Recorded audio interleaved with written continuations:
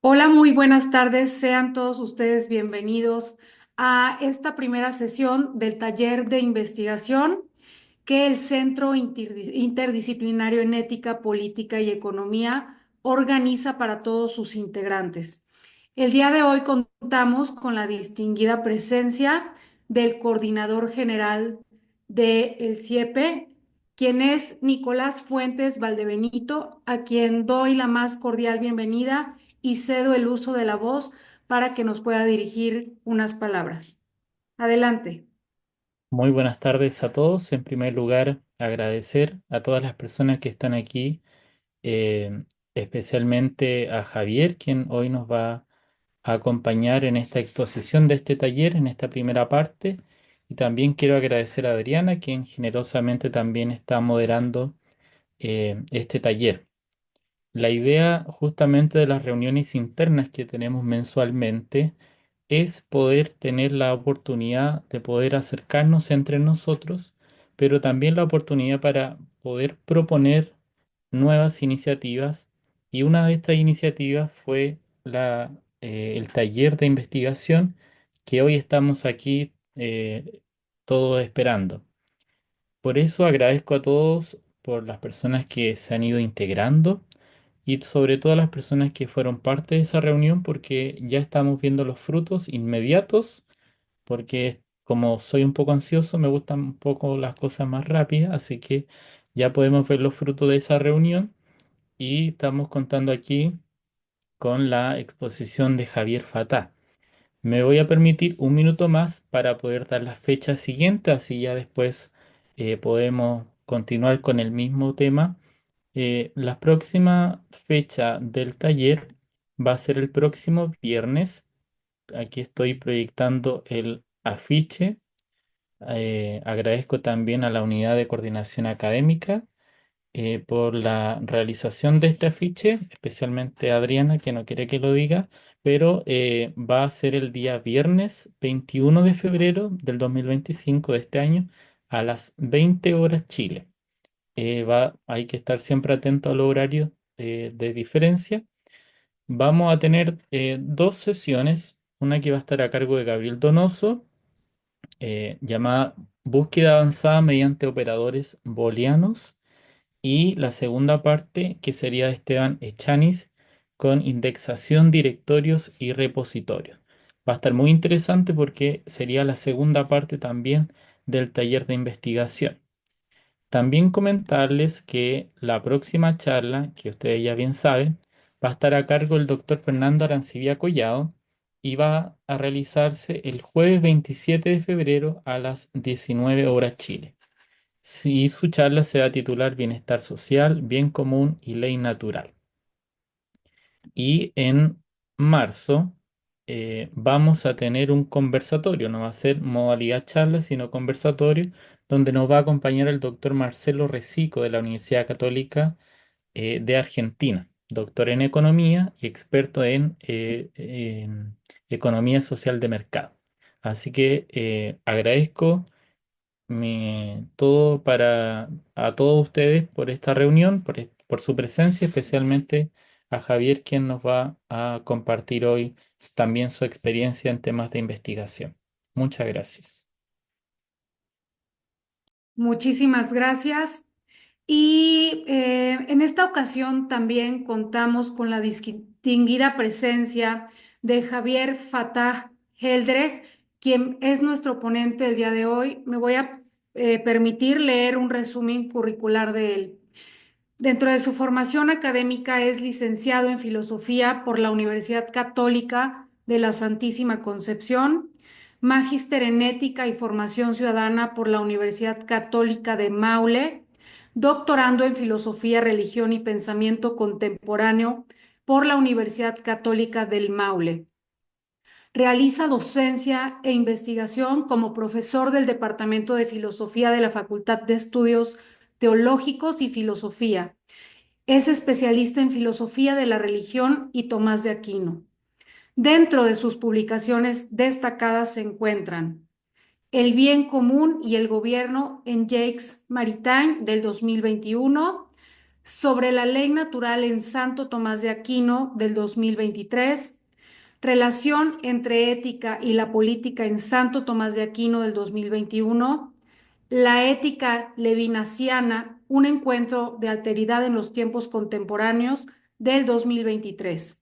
En esta ocasión es un gusto que Javier Fatah nos compartirá su experiencia y conocimientos sobre el proceso de investigación y publicación en humanidades, brindándonos herramientas clave para fortalecer nuestro trabajo académico. Javier, por favor, adelante, cuentas con 20 minutos aproximadamente de exposición, no, no importa si son unos minutos más, para posteriormente pasar a nuestra sesión de preguntas y respuestas, donde los integrantes podrán realizarlas directamente o también dentro del chat de esta plataforma. Adelante, por favor. Muchas gracias y bienvenido. Muchas gracias, Adriana. Bueno, lo primero a tener en cuenta, como bien señala Adriana, es que mi formación es en el área de filosofía. Ahora, pretendo enfocarme más bien en las publicaciones en humanidades. Ahora, antes de esto hay que tener algunas consideraciones. Es que si bien las humanidades estamos dentro de un mismo grupo, por decirlo de alguna manera, la forma de publicación en humanidades varía de disciplina a disciplina. No se publica igual en filosofía que en educación, por ejemplo.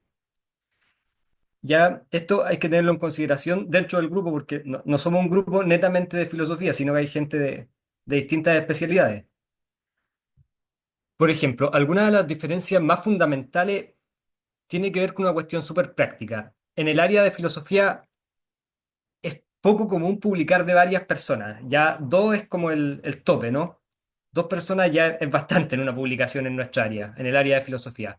Sin embargo, en otras disciplinas de las humanidades como educación, que publicar de cuatro o cinco personas no es tan extraño. Eso es una cuestión a tener en cuenta.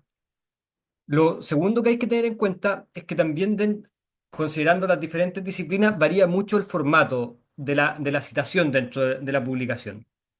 Esto quiere decir que no hay una uniformidad dentro de la forma de publicación o dentro de la forma en que se cita al momento de publicar un artículo. Por- Incluso en áreas más similares como la filosofía y la teología también hay variaciones. Aprovechando que está Isaac, que bueno, es compañero del doctorado, pero tiene formación en teología, hay diferencias también dentro de áreas súper cercanas como la filosofía y la teología, incluso la forma en la que se escribe, ¿no? Ahora, esto es mucho más notorio en otras disciplinas. La comparación sigue siendo el área de filosofía y educación. La forma en que se escribe o cómo se llega a las conclusiones es bastante diferente. También la forma en cómo se tienden a estructurar los artículos. Por ejemplo, en filosofía es usual estructurar los artículos en introducción, desarrollo, conclusión y bibliografía. No hay más que eso. Sin embargo, si uno se fija en disciplinas quizás más aplicadas como la sociología o la educación, por ejemplo, la forma en que se estructuran los artículos es completamente diferente. Esto porque en filosofía generalmente no se trabaja con resultados prácticos, sino que es más bien una cuestión netamente especulativa o teórica. Me imagino, Isaac, que en teología pasa un poco lo mismo. Pero en educación, al trabajar con personas derechamente o en sociología, hay resultados concretos y eso tiene que mostrarse dentro de la publicación. Ahora, esto también es un punto a tener en consideración que en el área de educación, de sociología o áreas más prácticas, se suele, como es común trabajar con personas, no es tan fácil a veces hacer la investigación porque se requiere de un proceso previo a la misma investigación, que es, por ejemplo, la consecución de los consentimientos informados. Esto pasa incluso en algunas áreas de la filosofía, como en la bioética o en la ética aplicada. Nicolás, que trabaja esas líneas, por ejemplo, ¿no? Ahora, eso es para más o menos establecer que a pesar de que estamos todos dentro del área de las humanidades, tenemos diferencias considerables, considerables y sustanciales, diría, ¿no? Ahora, no sé si algunos de ustedes acá bueno, sé que Nicolás, Isaac sí tienen publicaciones, pero cuando se comienza a publicar, lo ideal o lo que pide mucho la revista es que los usuarios tengan ORCID, que no sé si alguno de ustedes acá lo tiene, pero si me permiten compartir,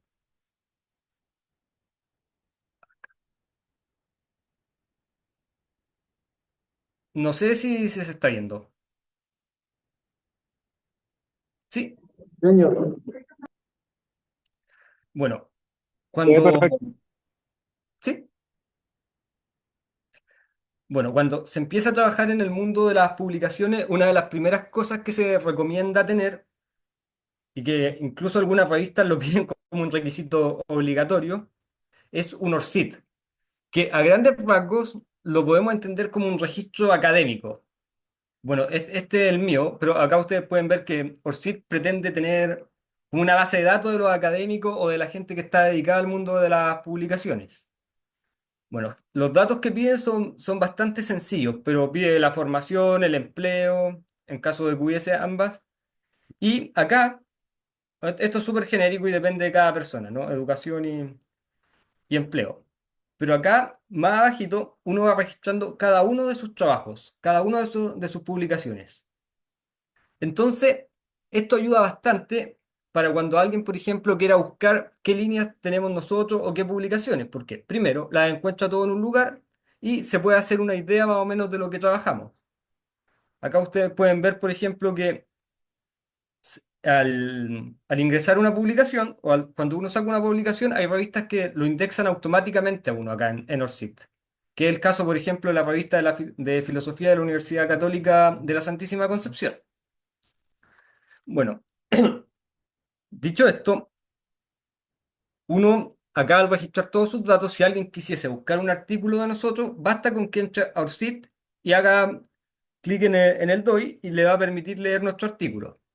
Es bastante más práctico y como les mencionaba, hay revistas que al momento de publicar exigen o sugieren que uno tenga un ORCID. Más que nada para poder guiarse y ver quién es la persona. O incluso revistas que revisan antes cuando les llega nuestro artículo, revisan el ORCID de la persona para ver qué trayectoria tiene. Y eso, en algunos casos o en algunas revistas, puede facilitar bastante la publicación o el rechazo del artículo. Ahora, otra cosa que me parece que es bueno tener en cuenta es que cuando ustedes envíen un artículo, sean súper rigurosos en la revisión de las de las normas bibliográficas o el formato que pide el artículo. A nosotros, por ejemplo, bueno, como bien mencionaba Nicolau Ariana, me parece, trabajo en la universidad y por la Universidad Católica y por lo tanto nos llegan artículos a la revista de filosofía. Y una de las primeras formas de descartar que tenemos es si el artículo cumple o no con los requisitos formales, por decirlo de alguna manera. Cuando me refiero a requisitos formales, y esto tiene que ver un poco con lo que explicaba al principio, me refiero a la forma en que pide de citar la revista, la cantidad de palabras, cantidad de páginas. También tienen que tener mucho cuidado cuando envíen un artículo que el artículo que ustedes enviaron esté acorde a las temáticas de la revista. Porque incluso dentro de la misma disciplina hay revistas que están orientadas a filosofía del lenguaje o filosofía de la religión. Entonces, me parece mucho que la revista Logos, acá en Chile, por ejemplo, está orientada al área de filosofía del lenguaje o filosofía de la ciencia. Por lo tanto, ahí no es conveniente, a pesar de que es una revista de filosofía, no es conveniente enviar artículos, por ejemplo, de filosofía de la religión. Eso tienen que tenerlo en cuenta cuando se deciden enviar un artículo, que si bien la revista puede ser del área de filosofía o de educación, tienen también como suborientaciones.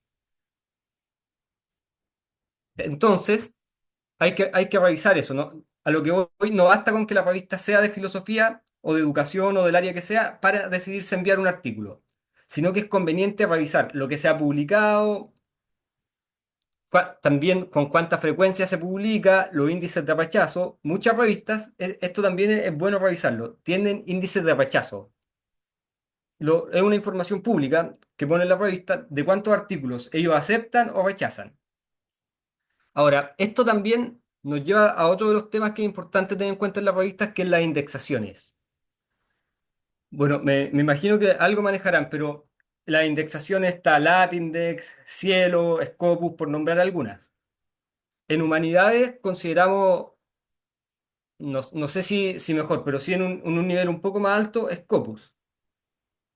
Y a su vez, esto tienen que tenerlo en cuenta. Una revista puede ser Scopus, pero Scopus también se divide en cuartiles, que son Q4, Q3, Q2 y Q1.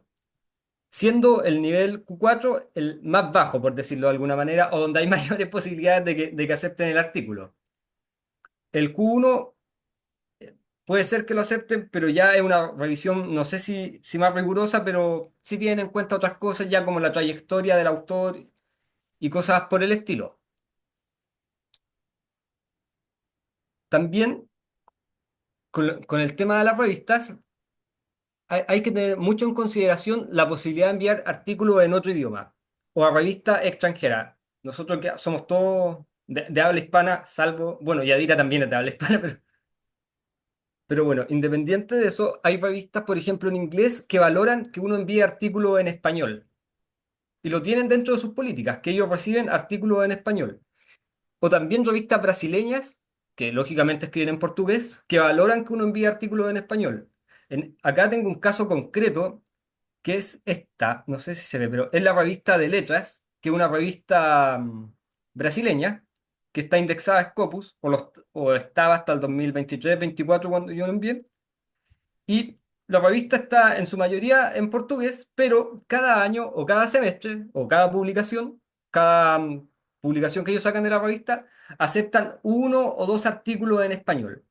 Eso facilita, si uno es de habla hispana, enviar a una revista brasileña o de habla inglesa que acepta este tipo de artículos facilita bastante, porque no es tan común que se envíe.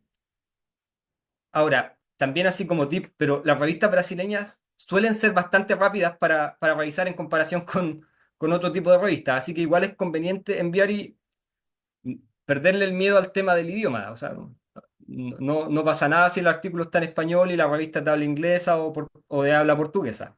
Lo aceptan de todas maneras y declaran explícitamente que reciben artículos en otros idiomas. Entonces, otra cosa que les quería mostrar era, y que va en línea con lo que les estoy diciendo de los cuartiles, es que existe una página que nos va a ayudar bastante con eso, que es Simago. No sé si se está viendo. Sí, Javier. Sí, Sí. vale. Bueno, esta página, Simago, tiene un registro de todas las revistas que son Scopus y no solamente del área de filosofía, sino que está en toda la área. Hay ciencia, educación, sociología. Bueno, la página está en inglés, pero es bastante intuitiva. Entonces, uno, por ejemplo, acá puede ir acá arribita a Journal Rankings. Y si ustedes se fijan, da la opción acá de especificar las revistas que uno quiere buscar o el área. En nuestro caso, somos la mayoría del área de humanidades, así que para buscar en humanidades, uno pone artes y humanidades. Esa es la sección que nos correspondería a nosotros, por ejemplo. Una vez hecho eso, también da la opción de poner una subárea, que en mi caso sería filosofía. ¿Ven? Y acá van apareciendo las revistas, que son de arte y humanidades y específicamente de filosofía.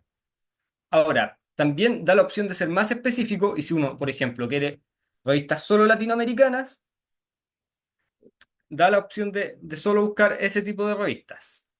Acá, en este apartado, da la opción de buscar libros de series, conferencias o lo que la revista acepte. Pero generalmente, con esta, marcando las tres primeras opciones, basta para encontrar una revista adecuada. Ya, acá está lo que les decía hace un rato. Les mencionaba yo que en Scopus hay cuartiles. Bueno, este es el indicativo del cuartil en el que está la revista. La revista que les mencionaba también, que es Logos, está en Q2, es decir, es una revista que está en un buen nivel. Ya estando en Scopus están en un buen nivel, pero dentro de las que están en Scopus, al estar en Q2, es considerada en un nivel más o menos alto, por decirlo, ¿no? Ya. En- Dicho eso, ya esta revista con el nombre es súper evidente, revista de lingüística, filosofía y literatura. No, acá no hay que enviar algo de filosofía de la religión, está descartado de plano. Que, a no ser que nuestro artículo se relacione con el nombre. Pero bueno, acá ustedes van bajando y a su vez también va bajando el cuartil en el que se encuentra la revista. Se fijan, acá la última, La Veritas, que si no recuerdo mal es la revista de la Católica de Santiago, es la última revista que está en Q2 y después ya pasan a Q3 y a Q4, que es el último. Que está, por ejemplo, la revista IT de Valores, que es de Colombia, si no recuerdo mal. Está la revista de Filosofía, que es de la Universidad de Chile, y así. Pero con estas revistas, con las que se encuentran en Q4, hay que tener un cuidado bastante particular. Al menos para quienes trabajan en las universidades o le exigen publicar en revistas Scopus. Porque las revistas Q4 significa que están al límite de salir de Scopus. Entonces, usted puede enviar un artículo a la revista y cuando le acepten el artículo unos 3 o 4 meses más, la revista ya no puede que ya haya salido de Scopus. Eso generalmente pasa a final de año. Siempre que se envía una Q4 y que estemos en los últimos meses del año, hay que tener esa precaución. Las revistas no suelen avisar, simplemente salen de Scopus y no dicen nada. Ahora, por ejemplo, uno acá cliquea en el nombre de la revista y le sale toda la información de a qué país pertenece, las subáreas donde se puede enviar. Ya, esta es la revista de Humanidades de Montevideo. Es una revista miscelánea, acepta todo lo que tenga que ver con humanidades. Y acá ellos lo señalan expresamente. Arte y humanidades misceláneo. Historia, historia de la filosofía, filosofía como tal. Y acá, bueno, hay bastantes datos, ¿no? Que es de la Universidad de Montevideo. Uno puede ir a la página principal que se encuentra acá. Entonces, acá las revistas cuando son Scopus es lo primero que señalan. Si ustedes se fijan en el espacio de acá, dice indexada en Scopus. Latindex, Cielo, Eriplus. mm. Ya, cuando están indexadas en Eriplus, también es un buen indicativo. Eriplus es un súper buen indicador en humanidades al menos. Pero con que esté en Cielo, Eriplus o Scopus ya son buenos indicativos. Esta en este caso está en todos. Si ustedes se fijan, esta revista tiene un llamado a dossier. Es decir, van a tratar para el número 20 del 2026 solo un tema específico. Y acá les dan toda la información, hasta cuándo hay plazo. Bueno, esta revista generalmente también tiene en consideración o pide un currículum de la persona que va a enviar el artículo o de quienes lo componen. Dame un segundo. Ya, bueno, esto lo tienen todas las revistas, pero tiene un código de ética donde se indica que no, o sea, que lo pasan por un detector de plagio y todo eso, que eso lo hace la mayoría, por no decir todas las revistas. Entonces, con esto de los códigos de ética y de los detectores de plagio tienen que tener bastante cuidado de que cualquier cosa que ustedes parafrasean o citen directamente, lo de parafrasear quizás es más común en el área de educación, pero de todas maneras tienen que tener un cuidado único de poner que se está parafraseando o que es una cita directa, porque en caso contrario la revista lo va a detectar como plagio y les van a rechazar el artículo.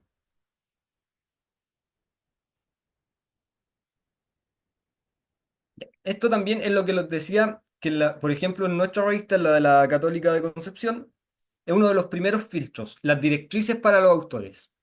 Su artículo puede estar sumamente bien elaborado y bien escrito, pero si no cumple con las directrices, lo vamos a descartar de inmediato. Por ejemplo, bueno, las revistas suelen explicar su sistema de arbitraje, cómo revisan, generalmente es con evaluación de pares de ciego. Es decir, uno no sabe a quién le está revisando el artículo.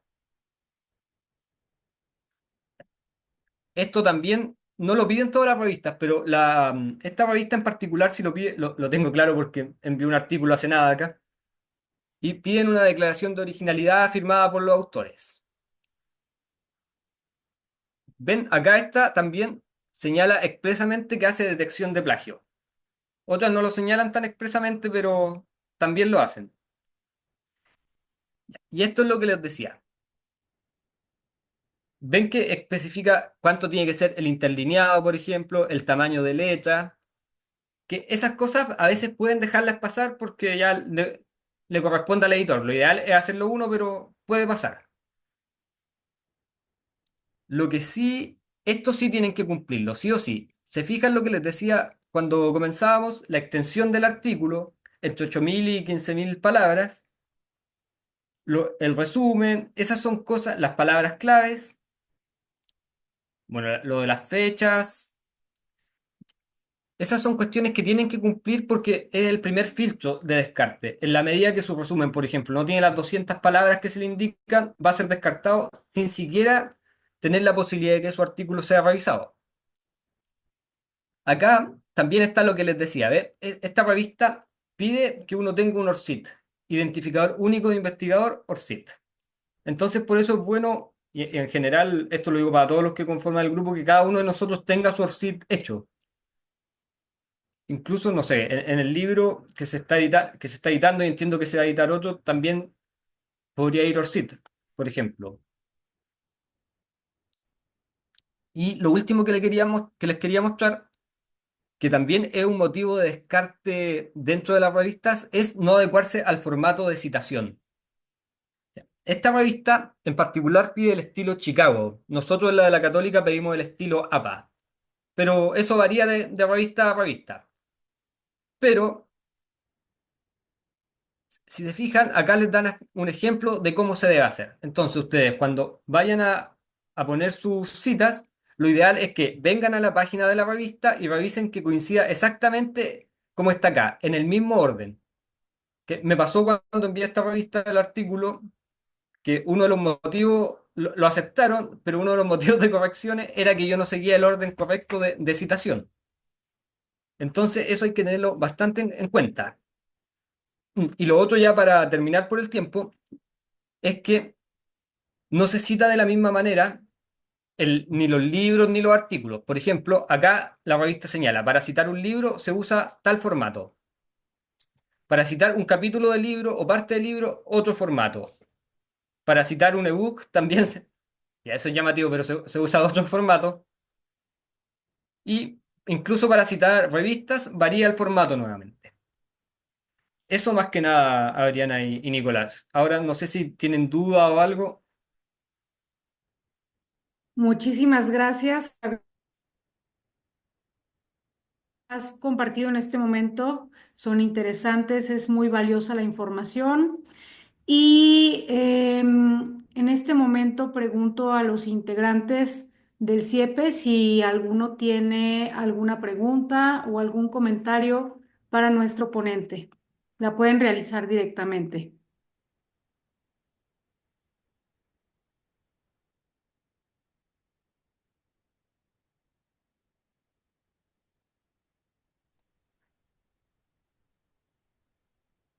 Nuestro coordinador levantó la mano.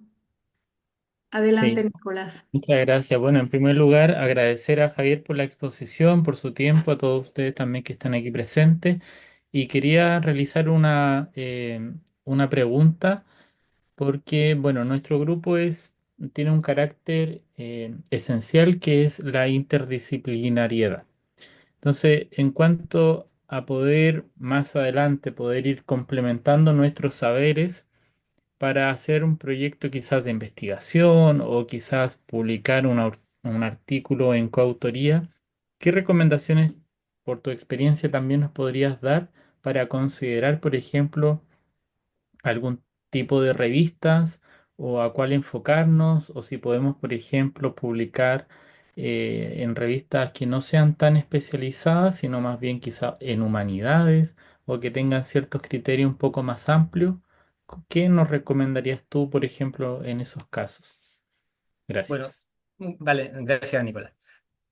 Bueno, considerando la variedad de áreas que hay dentro del grupo, yo me enfocaría no en revistas tan específicas, sino que más bien en revistas de humanidades, como es el caso, por ejemplo, de la que estaba exhibiendo, de la revista de humanidades de la Universidad de Montevideo. Esto porque permite una mayor apertura, ¿no? Por ejemplo, podemos trabajar desde el área de filosofía y de educación, o de sociología y educación. Y lo otro que en caso de que nosotros llegásemos a hacer, no sé, algo en conjunto, también tendríamos que usar un sistema de citación que a mi gusto el más cómodo sería APA porque es un sistema conocido y que se usa bastante en el área de humanidades. Pero respondiendo a tu pregunta, lo ideal sería enfocarnos siempre en revistas de humanidades y que abarquen una variedad de temas, no en revistas de filosofía o de sociología, porque eso va a limitar mucho el grupo. O sea, vamos a poder participar o van a poder participar algunos y no necesariamente todos quienes conformamos el grupo. Muchísimas gracias.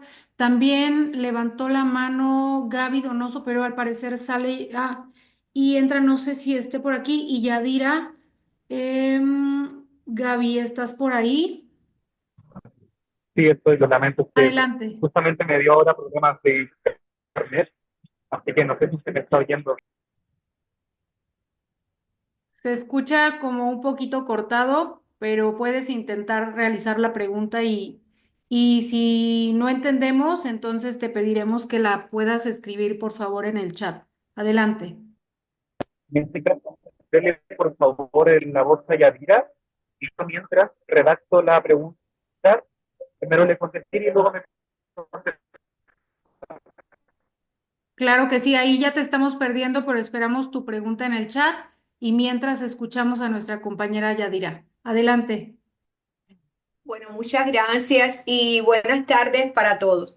Yo creo que se está tocando un tema que es esencial, porque ciencia que no se publica, ciencia que no existe. Eso es una máxima, eso tenemos que saberlo. Y como grupo, todo lo que nosotros hacemos es ciencia, ¿verdad? Lo único que son ciencias, en este caso humanística, las ciencias sociales. Pero si no publicamos, si no damos a conocer nuestros resultados, es como si no existiéramos. Eso es una gran verdad. Y bueno, ahora estamos hablando como grupo, pero igual, por supuesto que igual ocurre con nuestra labor profesional. Es decir, por eso en todos los currículos realmente se mira con lupa la cantidad de publicaciones que tiene la persona porque es la manera de replicar, ¿verdad? De replicar la ciencia. Bien. Yo estaba escuchando, me parece muy interesante todo lo que Javier realmente nos presentó, sobre todo porque puso el dedo en bases de datos indexadas que son fundamentales y a las que por supuesto como grupo debemos ir aspirando, que no será desde un primer momento, pero sí poco a poco tenemos que ir planteándonos por lo menos estar en bases de publicar en revistas que al menos estén en cielo y luego, por supuesto, en Scopus, en la web de la ciencia, que son realmente bases de datos ya mucho más reconocidas, ¿verdad? De primer nivel. Yo sí quiero decir algo, además, y no es, publicar en estas revistas a veces no es muy sencillo y no solo porque la revisión sea por pares ciego o sea una revisión abierta, en fin, porque hay un arbitraje de más calidad, sino también porque muchas veces hay que pagar. ¿Mm? Hay que pagar, hay revistas que exigen un pago, generalmente en dólares o en euros, y es un pago que muchas veces está por encima de los 200, ¿eh? De los $200 aproximadamente. Es decir, que también ese es un factor que debemos también mirar, porque de verdad que sí que las revistas cobran. Eso no sé si ustedes han publicado me imagino que sí, en estas bases de datos y saben que no estoy diciendo nada que sea negativo, ¿no? Entonces, empato esto con otras ideas que tiene Nicolás como director nuestro, como nuestro jefe, que sería muy bueno también comenzar de alguna manera a buscar la manera de, y valga la redundancia, de tener algún soporte legal que también nos pudiera ayudar financieramente hablando, por lo menos en pequeñas cosas como pueden ser algunas publicaciones y todo eso que también es importante.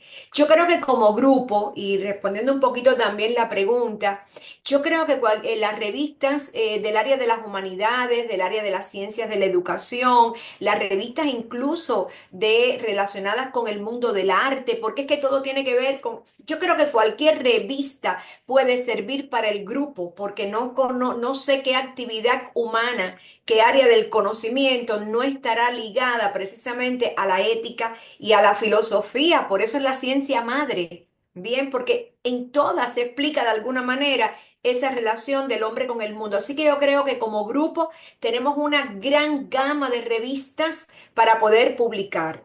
Pienso, y eso también porque creo que es una idea que Nicolás me ha comentado en su momento, solamente estoy dando algunos aspectos, algunos elementos que después Nicolás en otro momento tratará, pero ya tenemos que ir creando grupos afines para poder incluso realizar las publicaciones. Entonces, dentro de todo este gran universo de la ética, la política, la economía, la filosofía, tenemos que ir a un grado de especialización mayor para crear pequeños grupos que también pudieran ser colectivos de autores para crear los artículos. Así que una de las tareas de esos pequeños grupos pudiera ser incluso crear esos artículos y buscar. Y lógicamente eso facilitará mucho el trabajo, no solo por los niveles de ayuda, cómo nos vamos a complementar, sino que este es doctor, bueno, si la revista exige que tiene que ser el doctor, bueno, ya tenemos al doctor, pero junto con el doctor ponemos al máster, al licenciado y al estudiante.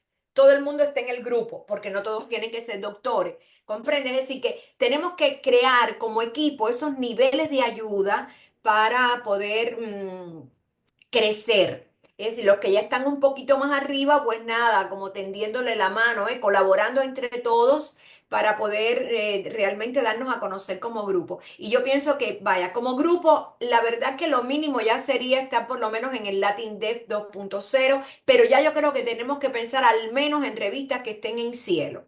Eso nos va a dar un techo científico importante. Y además el artículo que se publique no solo es para CIEPE, el artículo que publiquemos es también para el currículo de cada uno de nosotros.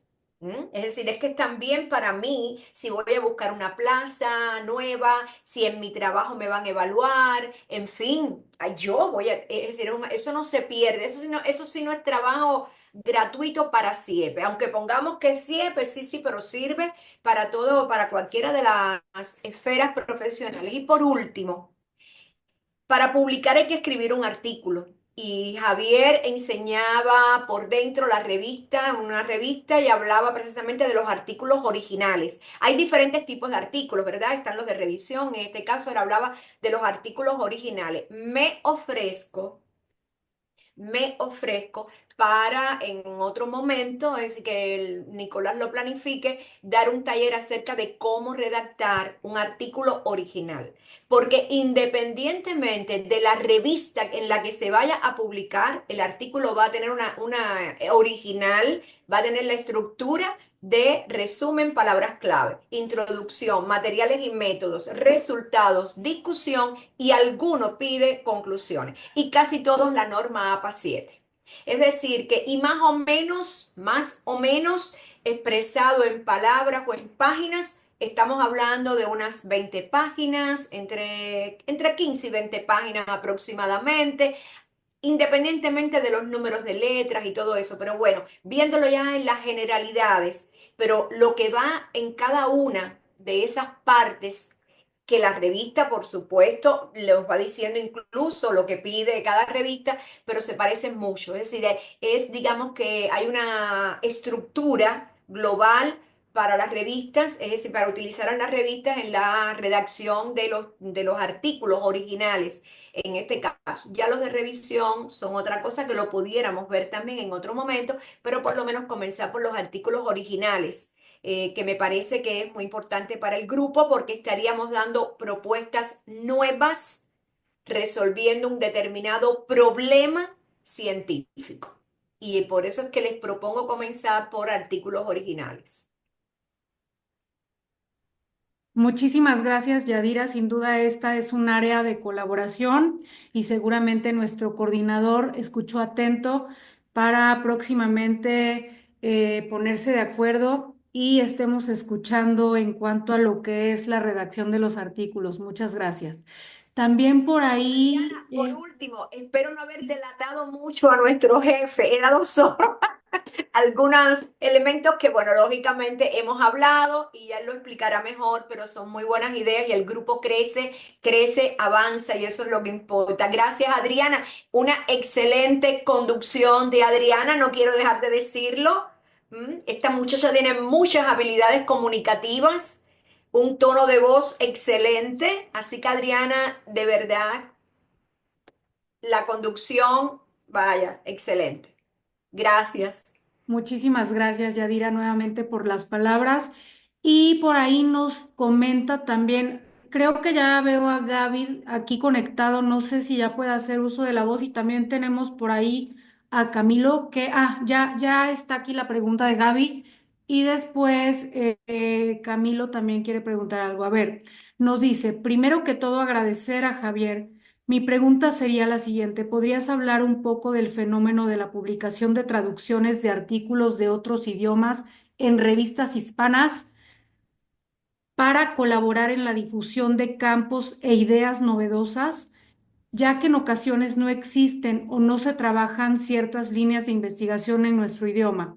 De ahí que tenga el valor de poder realizar este tipo de actividad de traducción. Sí, muchas gracias, Gaby, por la pregunta. Bueno, lo de las traducciones es verdad. Hay temas que en nuestra lengua no se trabajan mucho. Ahora, ahí hay un pequeño problema con las traducciones, y es que algunas de las revistas, sobre todo la revista indexada a Scopus o WOS, a veces exigen no solo la traducción, sino que la persona que traduce tenga la formación que sea traductor en el fondo. Entonces eso dificulta bastante, porque traducir no es solamente eso, sino que también hay que darle un sentido al texto, a la traducción misma. Por ejemplo, traducir del alemán a nuestra lengua, sí, es posible, pero hay que tener la formación de traductor para poder darle el sentido a las palabras y a los textos, sobre todo en algunas áreas que son un poco más especulativas, como es la filosofía, que a veces el concepto, si no se traduce bien o no se le da la correcta interpretación, se puede perder bastante. Ahora, yo no lo veo del todo inviable el tema de que como grupo podamos hacer o se pueda hacer alguna traducción. Pero lo que sí veo difícil es que sea para una revista Scopus o WOS, porque ese tipo de revistas van a exigir que quien traduce tenga formación o que sea derechamente traductor o que tenga cierta formación en el área. No sé si te respondo un poco a la pregunta, Gaby. No, claro, agradezco la respuesta y era más que nada para que comenzases un poco también esto de las dificultades, porque muchas veces también documentos áreas que no están en español y muchas veces no pueden estar por las dificultades que tú mencionas. Muy bien, ahí nuestro compañero está haciendo el esfuerzo y le agradecemos de permanecer aquí con nosotros, aunque se le corta a él un poquito su audio. Esperamos que sí haya escuchado la respuesta de nuestro ponente. Y continuamos con Camilo, que también tenía por ahí alguna duda. Adelante, Camilo. Hola, hola, buenas tardes. Quería muy brevemente consultar si es que en filosofía o en ética existen métodos que permitan analizar como los fenómenos que uno escoge. Yo no lo desconozco en realidad, porque así como hace un rato describían que todo artículo tiene su estructura, en material y método existen métodos sistemáticos que uno puede aprender, como, no sé, pues si se van a hacer una revisión sistemática, se busca prisma.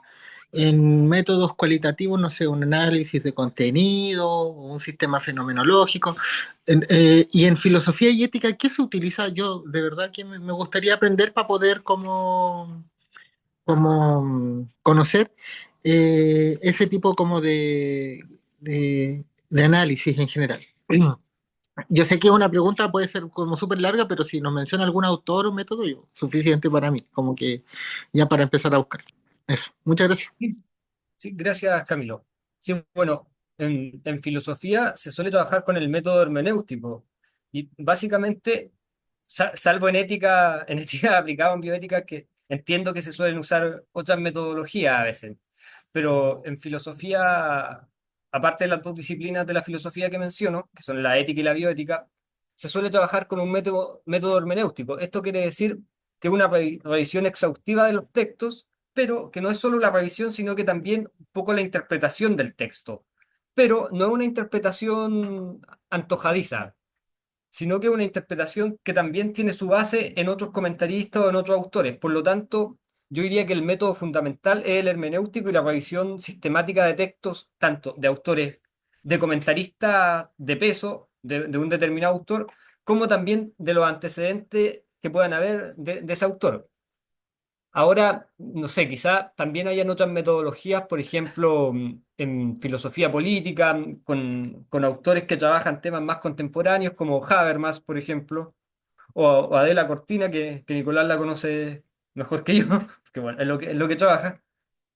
Entonces, sí, sí hay otras metodologías. Ahora, en mi caso, que es filosofía de la religión, trabajamos casi exclusivamente con la hermenéutica, pero sí, sí también hay otras metodologías aplicadas, que ahí sería bueno, no sé, revisar a Habermas o a Cortina. Muchas gracias. Vale. Muchas gracias. Quisiera preguntar si hay alguna pregunta más. Muy bien, no veo alguna otra, así es que como voy a aprovechar que tengo también aquí oportunidad de preguntar para quienes apenas están empezando a publicar o vamos a iniciar a publicar en alguna revista indexada, ¿recomendarías que si nos aceptan en una revista en el cuartil cuarto, es bueno para realizar algún tipo de trayectoria o desde un inicio se puede acceder a los primeros niveles de cuartiles en las revistas indexadas? Gracias. Gracias, Adriana. Yo lo que recomendaría es empezar por una revista que ni siquiera esté indexada en Scopus. Yo empezaría por una Cielo o por una Latindex, Eriplus, dependiendo del área. Ahora, también está la posibilidad, que nosotros yo lo he hecho y me consta que otros compañeros del doctorado también, arriesgarse a enviar el artículo a una buena revista y esperar las correcciones, porque eso se me olvidó mencionarlo, pero aprovechando la pregunta de Adriana lo menciono para todos. Las revistas cuando tienen tres opciones: aceptado íntegramente, aceptado con correcciones, aceptado con correcciones mayores o rechazado. Son cuatro las alternativas. Entonces, en muchos casos, es probable que si uno lo envía a una Q1 y el artículo está bien, lo van a aceptar con correcciones menores. O también cabe la posibilidad de que lo acepten con correcciones mayores y uno hace esas correcciones y lo van a dejar en la revista. Ahora, si lo rechazan, también es de cierta manera positivo y es la ventaja de haberlo enviado a una revista súper buena. Quedan los motivos del rechazo. Ellos dicen específicamente: lo rechazamos por tal motivo, porque no cumple con esto, no tiene una estructura adecuada. Entonces, eso nos permite reorganizar el artículo y enviarlo a otra revista. Por lo tanto, no habría, o no veo mayor problema en arriesgarse a enviar un primer artículo a una revista en Scopus. Aunque si uno necesita publicar, porque no sé, la universidad o el trabajo se lo está exigiendo, me arriesgaría con una Cielo o una Latindex. Porque esto también hay que tenerlo en cuenta. Las revistas Scopus a veces se demoran mucho más en revisar. No sé, si una revista Q1 es probable que se tome un año completo para hacer la revisión. Entonces también a veces hay que estar dispuesto a esperar el año. Ahora, bueno, si hay gente que está empezando a publicar, se lo comentaba Nicolás hace un rato. No tengo problema en dejarles mi correo o mi teléfono que está ahí en el grupo y me pueden escribir. No sé, Adriana, si es su caso de que va a ser su primer artículo, a qué área pertenece. Entonces, pero me pueden escribir al correo o al WhatsApp. No hay ningún problema y encantado los voy ayudando. Infinitas gracias, Javier Fatah. Ha sido un gusto escucharte y que nos compartas en este primer taller del Centro Interdisciplinario en Ética, Política y Economía todo lo que acabamos de escuchar. y nos dará mucho gusto que vuelvas en otra ocasión, también en algún otro taller. También agradezco la presencia de todos y cada uno de ustedes y en este momento le pregunto a nuestro coordinador si tiene algún anuncio que realizar o algunas palabras que emitir.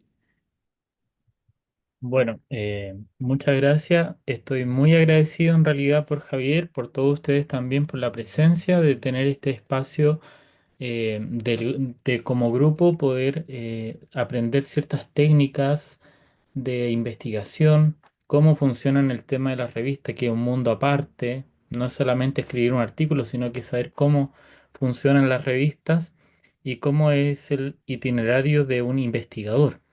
Y eso ha podido explicar muy bien Javier y también esperamos poder contar con él en otros talleres. Agradecer también la conducción de este espacio a Adriana, que lo ha hecho fantástico, y también a todos los que han aportado desde sus experiencias y también con aquellas personas que me han escrito para ofrecer algún tipo de charla o algún tipo de taller o dirigir algún grupo de investigación como estos proyectos que estamos realizando como grupo. Esta es una comunidad que es cooperación, ¿no? Es cooperación, es ayuda mutua de poder emparejar la cancha, como se dice, de que podamos todos poder publicar, que podamos difundir el conocimiento, que son dos áreas importantes de CIEPE, la difusión y la investigación.